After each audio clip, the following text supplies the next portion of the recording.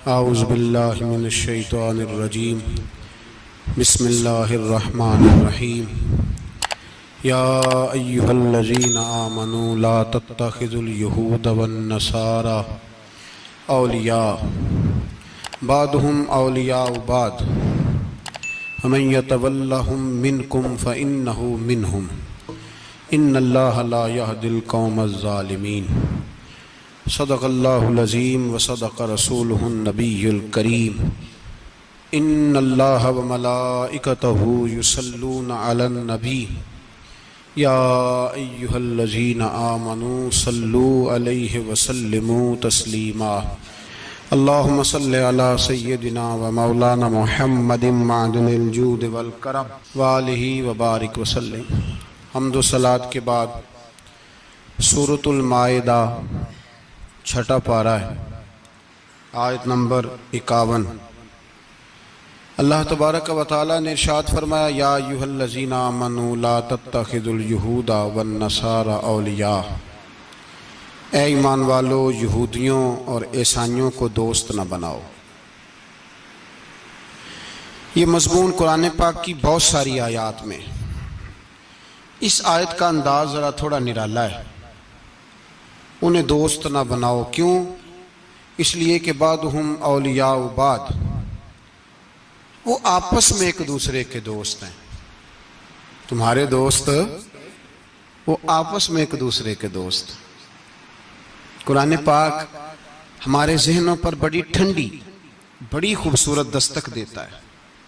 ए ईमान वालो, उन्हें अपना दोस्त न बनाओ, इसलिए कि यहूदी और ईसाई आपस में एक दूसरे के दोस्त हैं।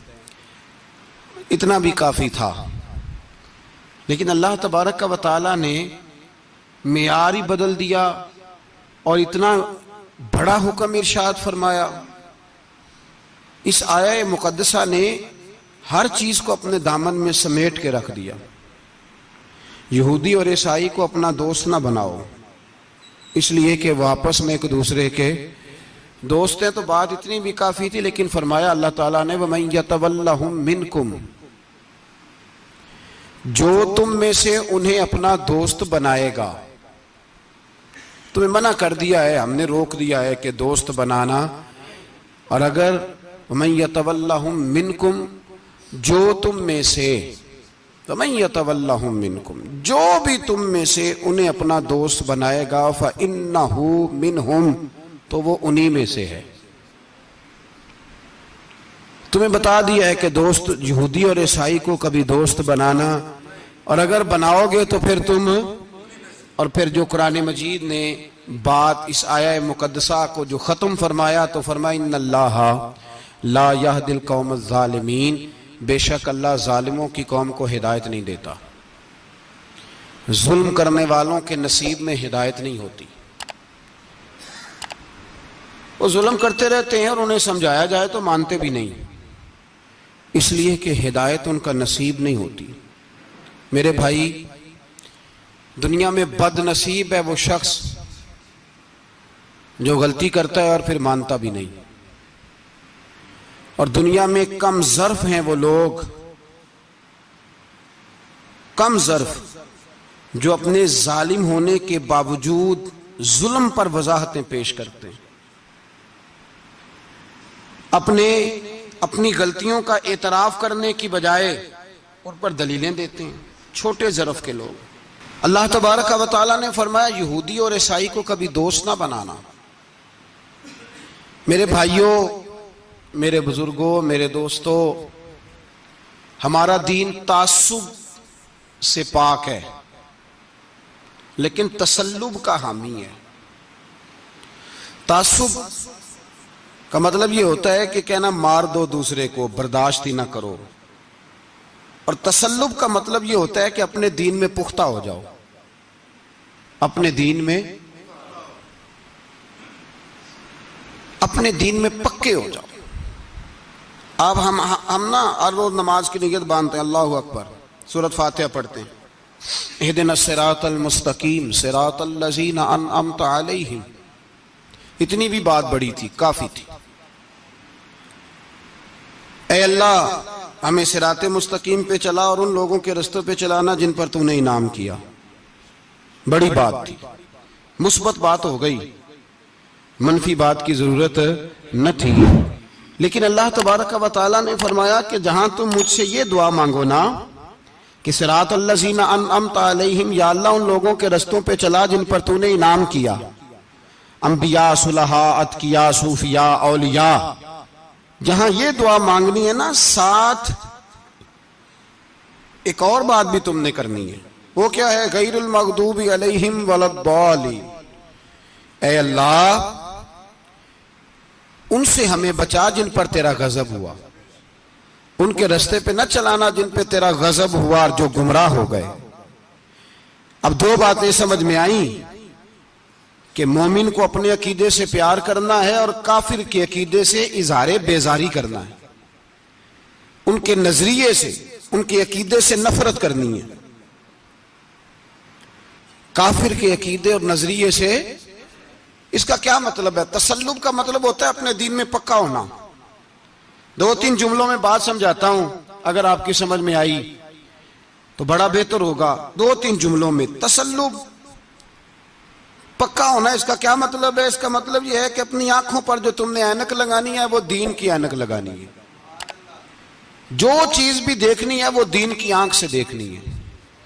जो कुछ भी तुमने चाहना है, बड़ी बात कर रहा हूं अगर आप समझे तो, जो भी तुमने देखना है दीन की ऐनक से देखना है।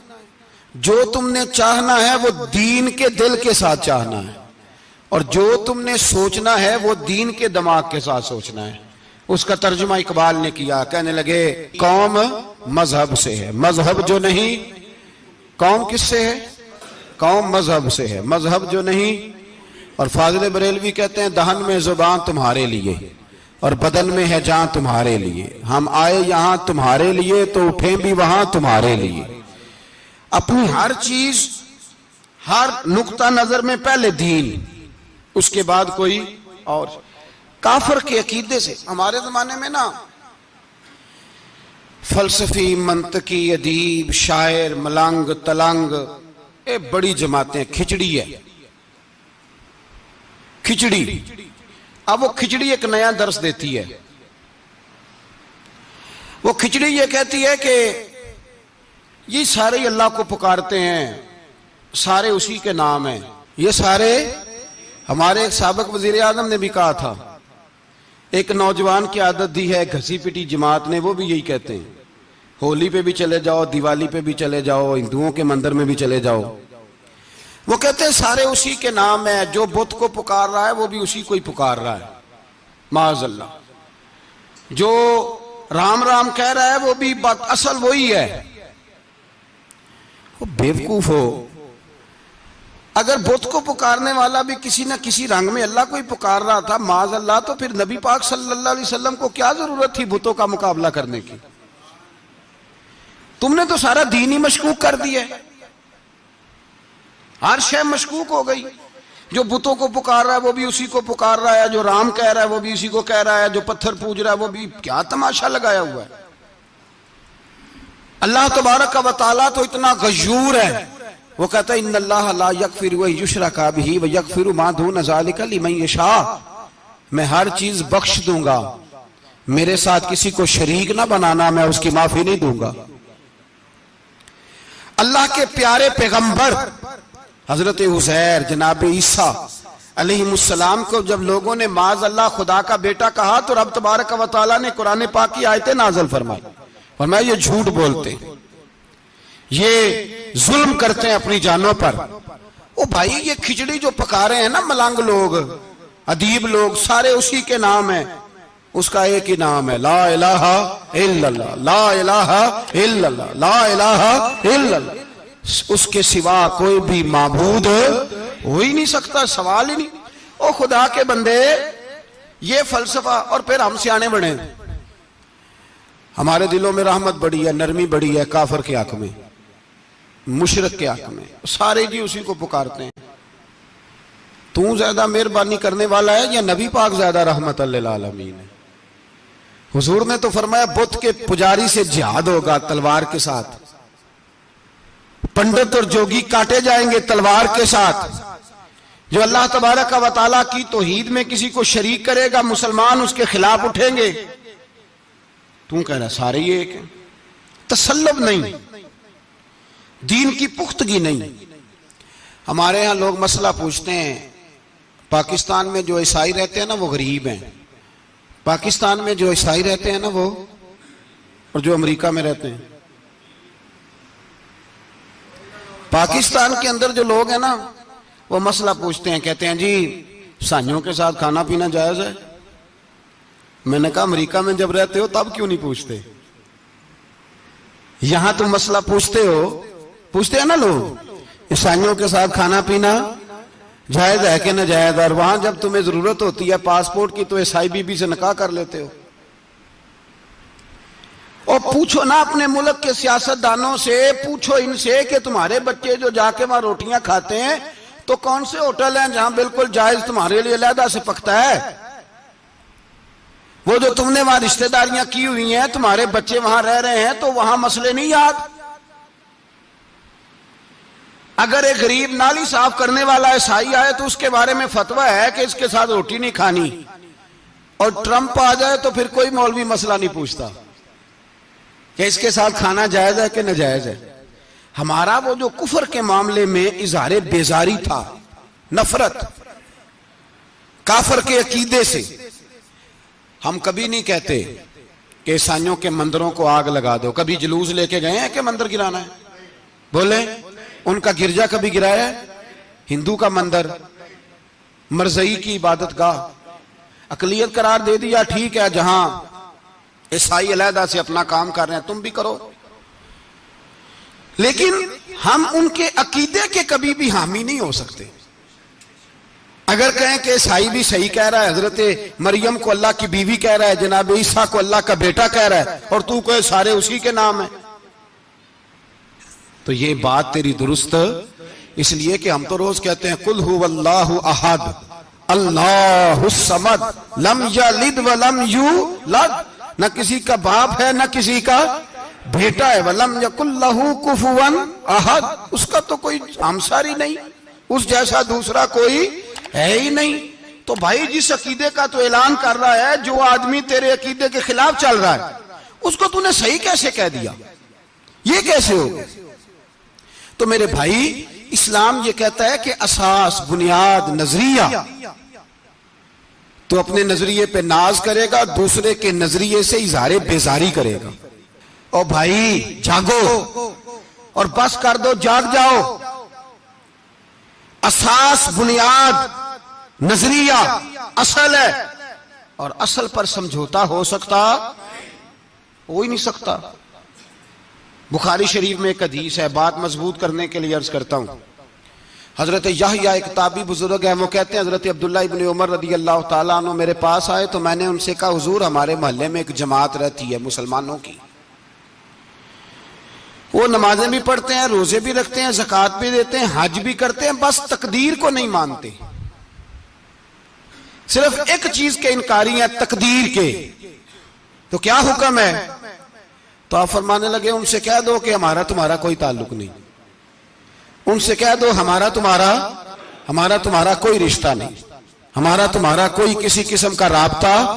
और फरमाया उनको बता देना कि रसूल पाक के सहाबी ने फतवा दिया है जितनी मर्जी नमाजें पढ़ो, जितने मर्जी रोजे रखो, और ओहद पहाड़ के बराबर अगर तुम्हारा दिल करे तो सदके करो, पर तुम्हारा कोई अमल अल्लाह की बारगाह में कबूल नहीं जब तक तुम्हारा अकीदा सही नहीं, जब तक तुम्हारा नजरिया ठीक नहीं, उतनी देर तक कोई अमल अल्लाह की बारगाह में तुम्हारा काबिल कबूल नहीं। असास पर, बुनियाद पर कोई समझौता हो सकता, बुनियादों पर समझौते नहीं होते भाई। और एक होता है गुनाहगार, एक होता है गद्दार। गुनाहगार और गद्दार में बड़ा फर्क होता है। एक आदमी शराब पीता है, किसी ने उसको मना किया तो उसने कहा यार मेरी गलती है, आइंदा नहीं पीऊंगा, वो गुनाहगार है। एक ने कहा नहीं पीनी चाहिए, वो काफिर है। एक नमाज नहीं पढ़ता, उसको कहा पढ़, बहाने लगाता है, कपड़े नहीं सही, रमजान से शुरू करूंगा, कोशिश है बस, वो गुनाहगार है। एक कहता है नमाज पढ़नी नहीं चाहिए, वो काफिर है। एक के जेब में पैसे थे, हज करने नहीं गया, बहुत बड़ा गुनाह किया। एक कहता है हज करना ही नहीं चाहिए, वो काफिर हो गया। ओ भाई, गुनाहगार और होता है, गद्दार, दोनों में फर्क है। अब तो गद्दारियां हो रही हैं, सरेआम हमले हो रहे हैं, हुकूमतों पर प्रेशर है। यूरोप 1 मिनट से पहले मरज़ई को वीजा देता है, कादियानी को वीजा देता है। ये सुपर काफिर है कादियानी और मरज़ई, और बड़ी जिम्मेदारी से कह रहा हूं, ये कल भी काफिर थे, आज भी, कल भी काफिर थे और आज भी, और कयामत तक। और अगली बात सुन लो, मन शक्का फी कुफ्र ही फकद कफर, जो इनके कुफर में शक करे वो भी काफिर है। सुन लो, ये फतवा दे देना बेशक जिसको मर्जी। मन शक्का फी कुफ्र ही फकद कफर, जिस बंदे ने मरज़ई के, कादियानी के काफिर होने में शक किया, वो बंदा भी पक्का काफिर है, पीटा काफिर है, जिसने इनके काफिर होने में। तो जेड़े आकर सानू पता ही नहीं लगा असी की कर बैठे, उनके लिए कोई कानून नहीं। वो जिसने कहा है ना मरज़ई, उसका कानून बदलना है, उसको एक पर्ची तेरी मेरी भी शामिल है। ऐसे ना कहना कि वो बड़े बेईमान निकले, काफिर निकले, तूने भी ठप्पा लगाया है, तू साथ है, तू शामिल है। जब कौमी असेंबली में ये करारदाद पेश हो रही थी तो उनको वोट देने वाले उनके गुनाह में शरीक थे, मुजरम थे, साथ शामिल थे। उनको माफी नहीं मिलेगी, उनको लंबी तौबा करनी पड़ेगी अल्लाह की बारगाह में, उन्हें आंसू बहाने पड़ेंगे उनको ठप्पे लगाने की वजह से। बच ना जाया करो कि हुक्मरान बुरे हैं तो हम बड़े नेक परहेजगार हैं। ठप्पे लगाने वाले साथ शरीक है जुर्म, कहते पता ही नहीं चला। कैसे पता नहीं चला, कैसे पता नहीं चला? ये तो जो मदहोश होते हैं उन्हें पता चल जाता है ये नबी पाक की इज्जत की बात हो रही है। बंदा मदहोश हो ना, मदहोश, बेहोश हो मुसलमान, रसूलुल्लाह की बात हो तो उसकी भी आंखें खुल जाया करती है। और तुम जागते पढ़े लिखे असेंबलियों में बैठे मालदार, तुम पता ही नहीं चला कानून बदल गया, खबर ही नहीं हुई।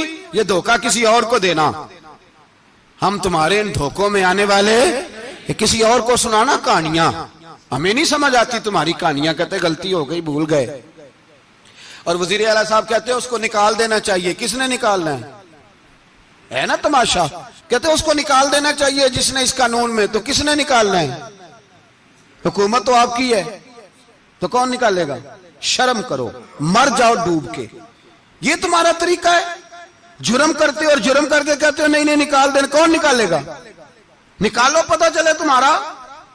अमीर मिल्लत पीर जमात अली शाह साहब मुहद्दिस अलीपुरी रहमतुल्लाह अलैह, पीर साहब फरमाते हैं जब पाकिस्तान बन रहा था तो हम नबी पाक सल्लल्लाहु अलैहि वसल्लम की अजमतें बयान किया करते थे।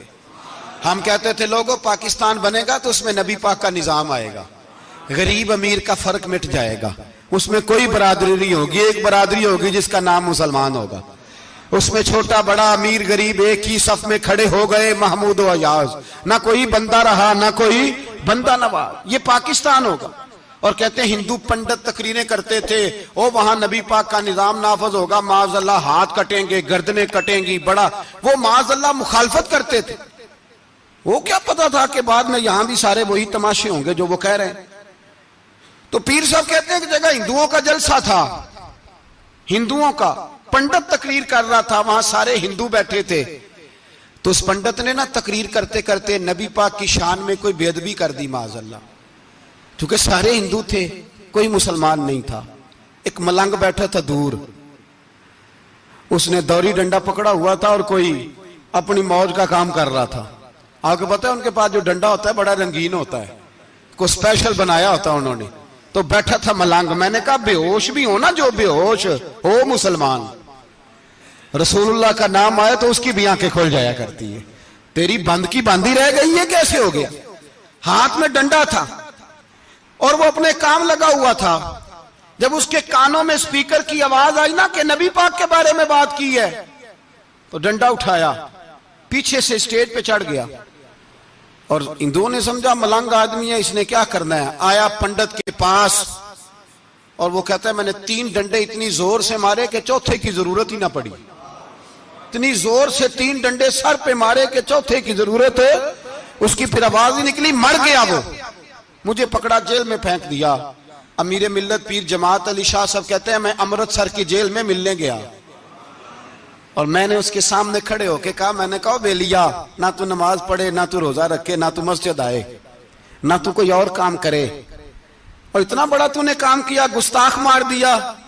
तो पीर साहब कहते हैं वो मलंग अपने पैरों पे उठ के खड़ा हो गया और उसकी आंखों में आंसू थे और मेरी तरफ देख के कहने लगा, पीर जी मैनू लम्मियां गल्लां ते नहीं आउंदियां, मैं अनपढ़ हाँ, चोखा ते ने मैनू पता, गुनाहगार हाँ, बड़ा गुनाहगार हाँ, बड़ा गुनाहगार हाँ, बड़ा गुनाहगार, बड़ा गुनाहगार हाँ, पर कसम अल्लाह दी इज्जत दी मैं गुनाहगार हाँ पर अपने नबी दा गद्दार नहीं, गुनाहगार हाँ पर रसूलुल्लाह दा गद्दार कोई बात नहीं। अगर कोताहियां करता हूं तो ये तो नहीं ना हो सकता कि ऊंची और सुच्ची सरकार की को मेरे सामने बेअदबी करके चला जाए। ये तेनू पता ही नहीं लगा, तू कहता खबर ही नहीं हुई, कब हो गया पता ही नहीं था, वजाहतें देता फिरता है। और कुछ मौलवी मुल्ला जो धब्बा है दीन के नाम पे वो वजाहतें देते फिरते हैं, कहते हैं मुनाजरे कर लो, शर्म करो, दीन के नाम पर वोट मांग के असेंबलियों में जाते हो और वहां जाके इन बेईमानों की गोदों में बैठ जाते हो, तुम्हें हया नहीं आती। और नबी पाक की बात है तो फिर भी तुम्हारी गैरत जोश नहीं मारती, फिर भी दलीलें देते फिरते हो। मेरे रसूल पाक अलैहिस्सलातु वस्सलाम के गुलामों, याद रखो दीन में तसल्लुब पैदा करो, मजबूती। कल लोग मसले पूछा करते थे कि सहाबी का अहले बैत का बेअदब है तो उसके जनाजे पे जाएं कि ना जाएं, अब नहीं लोग पूछते। अब हमारे दिलों में फतवे ज्यादा आ गए हैं, मर्जी करते फिरते हैं। हमारा बच्चा किसी बद मजहब की मस्जिद में जाता है, हम कहते हैं नहीं नहीं वैसे ही जाता है, तुझसे पूछा जाएगा, उस दिन पता चलेगा, जिस दिन तुम मरेगा तो तेरे लिए दुआ भी नहीं करेगा, तेरी कब्र पे भी नहीं जाएगा, तुझे पता चलेगा उस दिन कि वैसे ही जाता है कि ऐसे जाता है। कोई पाबंदी नहीं, कोई तसल्लुब भी नहीं, अकीदे में ईमान में कोई पुख्तगी नहीं, हमें ख्याल ही नहीं कि किधर जा रही है औलादे, सोचते ही नहीं हम। ख्याल होना चाहिए, समझ होनी चाहिए। मेरे रसूल पाक अलैहिस्सलातु वस्सलाम के सहाबा में तसल्लुब था, तसल्लुब। सगी अम्मा भी अगर बेईमान होती थी तो सहाबा करीब नहीं आने देते थे। हजरत अस्मा बिनते अबी बकर सिद्दीक, उनकी मां मुशरिका थी। जनाब सिद्दीक अकबर की एक ज़ौजा हजरत अबू बकर ने तलाक दे दी। कुछ अरसे के बाद वो अपनी बेटी को मिलने आई, मां बेटी से मिलने आई तो हजरत अस्मा बिनते अबू बकर को पैगाम भेजा, कहा बेटे मैं तुझे मिलना चाहती हूं। तो कहा अम्मा जरा ठहर जा, पहले मैं अपने नबी से पूछ लूं, पहले अपने मां बाद में है, नबी पहले है। पहले हजरत अस्मा हुजूर की बारगाह में गई, या रसूल अल्लाह मेरी अम्मा मिलना चाहती है और मुशरिका है, हुक्म क्या है? फरमाया तू मां की हैसियत से मिल सकती है। उन्होंने तो सगे मां बाप से नाते तोड़ लिए, सगे रिश्तेदारों से, और तू इनसे दोस्तियां खत्म नहीं कर सकता, तेरा ताल्लुक भी नहीं। नहीं, सारे उसी को पुकारते हैं, सारे एक ही हैं। ये तमाशे किसी और को दिखाना, यहां रसूलुल्लाह के गुलाम बसते हैं। हमारा अकीदा बड़ा पुख्ता है, बड़ा पुख्ता, बड़े पुख्ता नजरियात के लोग अल्लाह ने इस धरती को अता फरमाए। इस जमीन ने बड़े कामिल मोमिन पैदा किए। भाई याद रखो रसूल पाक अलैहिस्सलातु वस्सलाम के गुलामों में अपने दीन के लिए तसल्लुब था, पुख्तगी थी, कुफर से बेजार रहते थे। अगर सबको एक में एक ही करना था तो फिर इतनी लंबी चौड़ी जद्दोजहद, अमीर हमजा का कलेजा निकल गया, कान कट गए, सब कुछ हो गया, और आज तुम उन शहीदों की लाशों पे खड़े होके कहते हो कि ये तो ऐसे ही कट गए। मजाक है ये? कोई मजाक है? असल बात बताऊं आपको क्या है, दीन मुफ्त में मिला है, और जो शय मुफ्त मिल जाती है उसकी कदर नहीं होती। कदर दीन नबी दा एक ही जानन दुनियादार कमीने, दीन नबी दा जानन वाले सौंगे विच मदीने।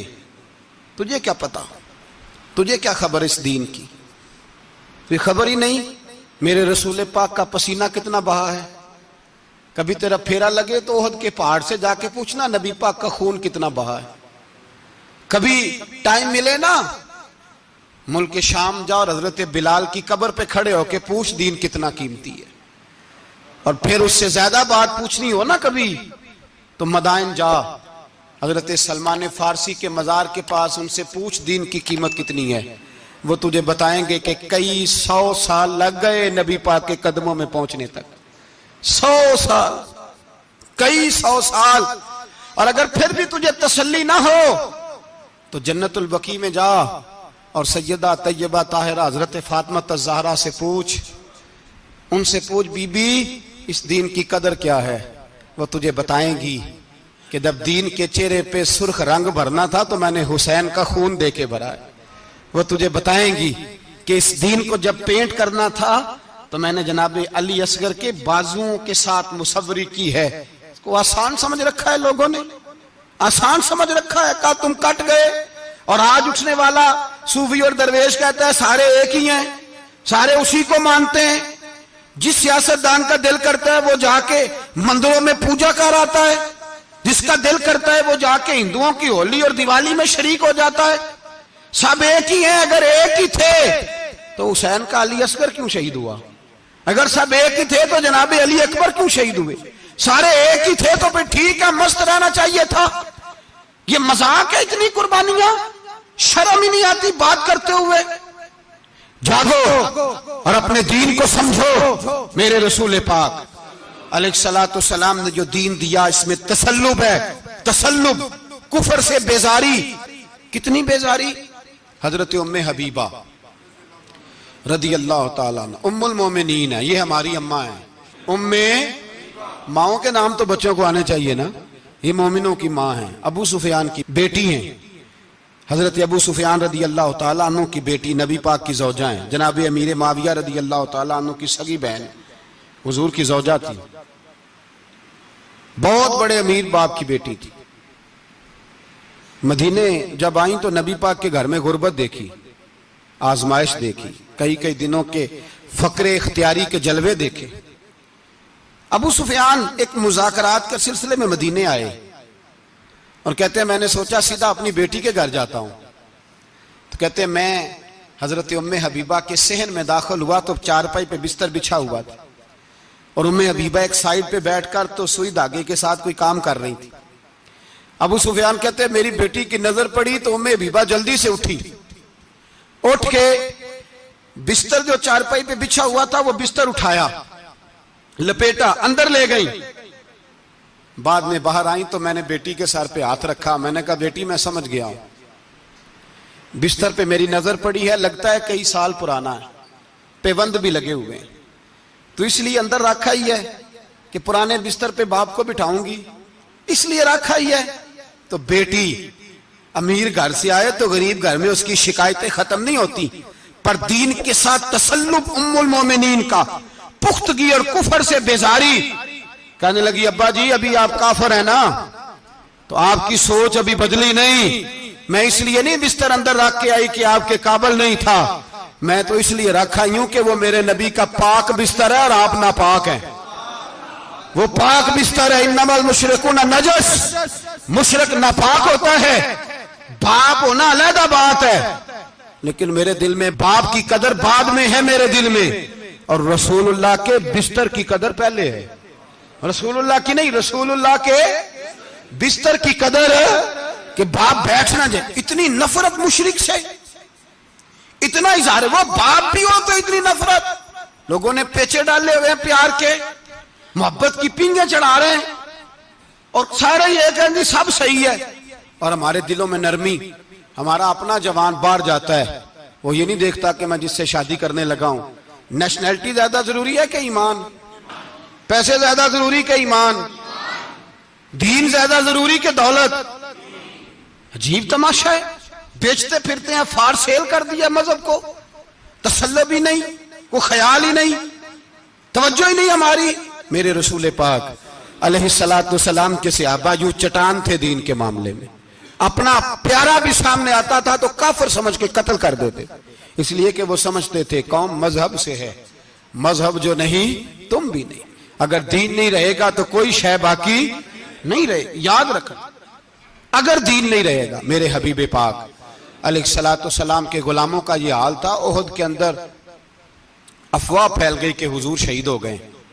हजरत अनस बिन मालिक के चचा थे अनस बिन नदर रदी अल्लाह ताला, जब अफवाह फैली ना हुजूर शहीद हो गए तो जनाब अनस बिन नदर उठे, तलवार पकड़ी, सहाबा से कहने लगे यहां क्यों बैठे हो? कहा हुजूर शहीद हो गए तो हम क्या करें? फरमाया हुजूर शहीद हो गए तो हम जिंदा रह के क्या करेंगे? यहां क्यों बैठे हो? हमारा जीना भी मुस्तफा के लिए, मरना भी मुस्तफा के लिए। अगर हुजूर अलैहिस्सलाम विसाल कर गए तो उठो। उन बेईमानों से लड़ते हैं जिन्होंने मुस्तफा को शहीद किया है, उठो। हजरत अनस बिन नदर मैदान में निकले, इस तरह लड़े कि सहाबा कहते हैं ना जख्मों की परवाह, तीर बरसते रहे परवाह कोई नहीं, तलवारें चलती रही परवाह कोई नहीं, उनके वजूद पर नेजों के जख्म आते रहे परवाह कोई नहीं। हजरत अनस बिन नदर इतना लड़े कि शहीद हो गए, और जब शहादत के बाद उनकी लाश देखी तो 80 जख्म नजर आए, तलवारों के नेजों के 80 जख्म। हुजूर के लिए उन लोगों ने जाने दे दी, परवाह ही नहीं की। यहां इस मसले को हमारे यहां लोग समझते ही नहीं। खत्म नबुव्वत का मसला बड़ा हसास मसला है। मा काना मुहम्मदुन अबा अहदिन मिर रिजालिकुम वलाकिन रसूलुल्लाह व खातमन नबिय्यीन। हम खत्म भी पढ़े ना किसी का तो उसमें भी खत्म नबुव्वत वाली आयत पढ़ते हैं, इसलिए कि ये बुनियादी मसला है। हम लोगों को बताते हैं कि जो मरने वाला गया है ना दुनिया से, वो नबी पाक की खत्म नबुव्वत का ऐलान करता हुआ गया है।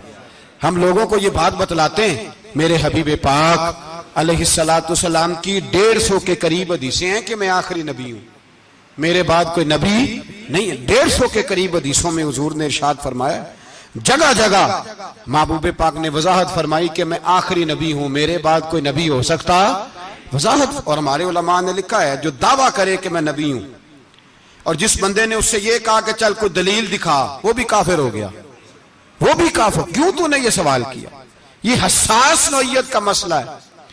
मेरे रसूल पाक अलैहिस्सलाम के गुलामों ने एक पैगाम दिया है हमें, उस पैगाम को याद रखना। हजरत साद बिन रबी रदी अल्लाह तआला अन्हु को ओहद के मैदान में इतने जख्म लगे कि उठा नहीं जाता था। नबी पाक सल्लल्लाहु अलैहि वसल्लम ने फरमाया, जाओ को मेरे साद बिन रबी का पता करो वो कहाँ है। सहाबा आए तो फरमाते हैं, जब हम उनके पास पहुंचे तो उनकी रूह परवाज कर रही थी। आखिरी लफ्ज उन्होंने अदा किए, कहने लगे, इधर आओ सहाबा, इधर आओ, मेरी वसीयत सुन लो। हम करीब गए, हमने कहा शायद बच्चों के बारे में, औलाद के बारे में, घर के बारे में कोई वसीयत करेंगे। तो हजरत साद बिन रबी ने वसीयत फरमाई, कहने लगे, जाके नबी पाक के गुलामों को मेरा पैगाम दे देना, जाके उम्मत मुस्लिमा को मेरा पैगाम दे देना कि मुसलमानों, अगर तुम में से एक भी जिंदा हुआ और नबी पाक की नामूस पर कोई हरफ आया तो फिर अल्लाह की बारगाह में तुम्हारा कोई उज़र कबूल नहीं किया जाएगा। ये मेरा, ये मैदान ओहद में सर से लेकर पांव तक जख्म लगे हुए एक सहाबी का पैगाम है उम्मत मुस्लिमा के नाम। हजरत साद बिन रबी रज़ी अल्लाह ताला अन्हु फरमाने लगे, मैं मरते वक्त मुसलमानों को पैगाम दे के जा रहा हूं कि अगर हुजूर की इज्जत पर, नामूस पर, नबी पाक सल्लल्लाहु अलैहि वसल्लम की जात पर जरा सा भी हरफ आया और मुसलमान जिंदा हुए, और फिर अगर वो समझें कि हमें अल्लाह की बारगाह से माफी मिल जाएगी, तो याद रखना रब हर बात माफ करेगा, इस बात में तुम्हें अल्लाह माफी, इसमें तुम्हें। ये पैगाम दिया साद बिन रबी ने और उम्मत को समझाया कि हर बात में कंप्रोमाइज कर लेना, रसूलुल्लाह की जात के बारे में कंप्रोमाइज ना करना। जब से मरज़इयों को इन सुपर काफिरों को अकलियत करार दिया गया है, उसके बाद किसी मरज़ई की इबादतगाह जलाई है मुसलमानों ने? बोले, कभी किसी मरज़ई के साथ मुसलमानों ने कुछ जुल्म किया है? बाद में ठीक है, अपनी इबादत कर रहे हैं जिस तरह भी कर रहे हैं, बाकी अकलियतें भी रह रहे हैं। कभी दोबारा उलमा ने यह तहरीक चलाई है कि इन्हें पाकिस्तान से निकालो, ये क्यों बसते हैं यहां? अकलियत है तो रहने दो। जी, जो बेईमान है, काफिर है, उसे घसीट के दीन में क्यों लाते हो? जब वो आना नहीं चाह रहा, उन्होंने उस काने बेईमान को नबी माना हुआ है, वो उसको पैगंबर मानते हैं, कभी जिल्ली नबी मानते हैं, कभी बरूजी नबी मानते हैं, पूरी दुनिया में नेटवर्क बनाया हुआ है, हर जगह ढंढोरा पीटते फिरते हैं। वो कहते हैं खातम नबीयीन का माना यह है कि नबी पाक तो मोहरे लगाने आए हैं, बड़े नबी आ सकते हैं।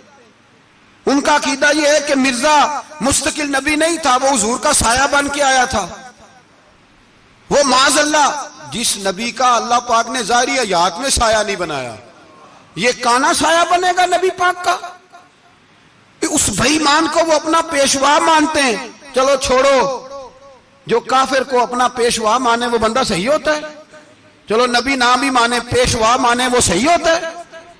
इतने पक्के बेईमानों और काफिरों को तुम लोगों ने गुंजाइश देने के लिए सिर्फ मगरबी ये जो बनाना चाहते हैं ना, ये अपने ऊपर से लेबल उतारना चाहते हैं कि नहीं जी नहीं, हम तो सबको लेके, वो तो कई दफा कह चुके हैं जी सारे उसी को पुकारते हैं ना, सारे उसी को नहीं पुकारते, उसको अगर सही पुकारते हैं तो मुसलमान पुकारते हैं, बाकी उसको सही पुकारते कि झूठ बोलते हैं, मिलावट करते हैं, शिर्क करते हैं, कुफर करते हैं। और अल्लाह की बारगाह में कुफर और शिर्क की कोई माफी, ये दुनिया को बताना चाहते हैं नहीं जी नहीं, हम बड़े नरम हैं, हम बड़े ऐसे हैं। हम कोई नरम नहीं, कोई नरम नहीं, हम नरम हैं रुहमाओ बैनहुम। लेकिन अगर अकीदों को छेड़ोगे, रसूलुल्लाह की इज्जत और नामूस और खत्म नबुव्वत को छेड़ोगे, तो इकबाल कहते हैं हम बड़े नरम है, इतने नरम है जैसे रेशम होता है, हो हल्का है, यारा तो बरेशम की तरह नरम, और रिज़्मे हक को बातिल हो तो फौलाद है मोमिन। फिर हम नरम नहीं, फिर हमारे अंदर बड़ी सख्ती है, बड़ी सख्ती।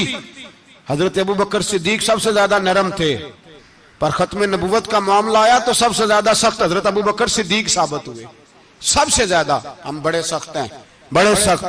चेक ना किया करो मुसलमानों के ईमान को, टटोला ना करो। मेरी आपसे भी अपील है कि ऐसे ही को बंदा अगर आपके घर आ जाए ना और आके कहे मैं फलां साहब हूं, तो रोब में ना आया करो, उससे पहले पूछा करो यूं तो सैयद भी हो, मिर्जा भी हो, अफगान भी हो, तुम सभी कुछ हो, बताओ कि मुसलमान भी हो। बस कर दें, अब बस कर दें, उन लोगों के हाथ मजबूत कर दें जो हाथ बढ़ाते हैं तो नबी पाक की खत्म नबुव्वत पे ही डाल लेते, उनके हाथ मजबूत करने बंद करो, बंद करो उन जालिमों के हाथ मजबूत करने। हुजूर आखिरी नबी हैं, बोलिए नबी पाक, सारे बोलिए हुजूर। हुजूर के बाद जो किसी और को नबी माने वो कल भी काफिर था, आज भी, कयामत तक वो। जो उसके कुफर में शक करे वो भी, जो मिर्ज़ई कादियानी के कुफर में शक करे वो भी काफिर है। मर जाए तो मुसलमानों के उस कब्रिस्तान में उसका दफन होना जायज है, मुसलमान का उसके लिए ताज़ियत करना जायज है, मुसलमान का उसके दिल उसके हक में नरमी पैदा करना जायज है। नहीं, मुसलमान का उस शख्स के बारे में किसी किस्म की गुंजाइश देना जायज है। कल भी काफिर थे, आज भी काफिर है, कयामत तक काफिर रहेंगे। मुसलमान वो रहेगा जो कहेगा कि नबी की हर शान को हम मानते हैं, हुजूर खातमुन नबीयीन है, जुबान से इकरार करते हैं और दिल से उस पर ईमान लाते हैं, वो बंदा मुसलमान रहेगा। हम हुकूमतों को समझाते हैं अपनी कब्रें खराब ना करो, अपनी आखिरत तबाह ना करो, ना बात थोड़ा सा वक्त है, तुम्हारे बाप दादा मर गए, उनका नाम भी कोई नहीं लेता, तुम भी दुनिया से जाओगे, खुदारा हम तुम्हें समझाते हैं, हम दर्दमंदाना अपील करते हैं, अपनी आखिरत बचाओ। ये असेंबलियां चंद रोजा, ये हुकूमतें चंद रोजा, उधर जाके देख लो शदरे में वक्त का बादशाह लेटा है, लेकिन कोई नहीं जाता। बादशाह था, उठता था तो दुनिया उठती थी, बैठता था तो दुनिया बैठ जाती थी। आज हमारे बहुत सारे नौजवानों को पता नहीं कि उस किसी बादशाह की कब्र भी है, बहुत बड़ा मकबरा बना, बड़ी सैरगाह बनी है, पर कोई जाता नहीं। चंद कदम रावी क्रॉस करके देख लो, दाता अली अजमेरी लेटे हुए। एक दिन के लिए भी छोटी सी असेंबली के मेंबर भी नहीं बने। मीरा ना अमीरां दे दीवे बलदे नहीं, सदा फकीरां दे। ना वो वाली हुकूमत करो जिसके बाद तुम्हारी फातिहा भी कोई ना पढ़े। और जा जाके देख ले, दाता साहब की कब्र के चारों जानब फटियां लगी हुई हैं, सारा दिन सारी रात अल्लाह का कुरान पढ़ा जाता है, दिन रात वहां दुरूद पढ़े जाते हैं, उनको इसाले सवाब किया जाता है। ये वाली जिंदगी जी, वापस आ जा, ना अपनी आखिरत खराब कर, भज जा, वक्त की हुक्मरान लौट आ, रसूलुल्लाह के कदमों में बैठो, ऐलान करो, बगावत करो नबी पाक के दुश्मनों के खिलाफ, और हुजूर के सच्चे गुलाम बन के जियो। अगर सच्चे गुलाम बनोगे तो हजरत उमर बिन अब्दुल अजीज की तरह तुम्हारे तज़किरे मिंबरों पे रहेंगे, और अगर गद्दारी करोगे, गद्दारी, तो यजीद की तरह तुम्हारी अपनी औलादें भी तुम्हारा नाम नहीं लेंगी, अपनी औलादें भी तुम्हारे तज़किरे छोड़ जाएंगी। याद रखना, अल्लाह की लाठी बड़ी बेआवाज है, कुल्लु मन अलैहा फान, फना कर देता है हर चीज को। दुआ है अल्लाह हमें समझने की तौफीक अता फरमाए।